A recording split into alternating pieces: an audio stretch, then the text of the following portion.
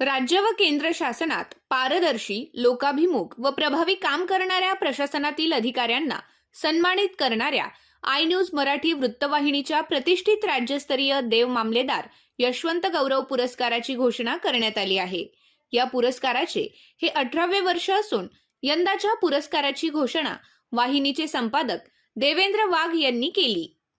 हा पुरस्कार वितरण सोहळा रविवार 11 जानेवारी रोजी सायंकाळी 6:30 वाजता सटाणा येथील राधाई मंगल कार्यालयाच्या प्रांगणात उत्साहात संपन्न होणार आहे। या सोहळ्यास प्रतिभावंत सिने अभिनेता अजिंक्य देव प्रमुख पाहुणे म्हणून उपस्थित राहणार असून कार्यक्रमाच्या अध्यक्षस्थानी प्रसिद्ध कॅन्सर रोबोटिक सर्जन डॉक्टर राज नगरकर असतील।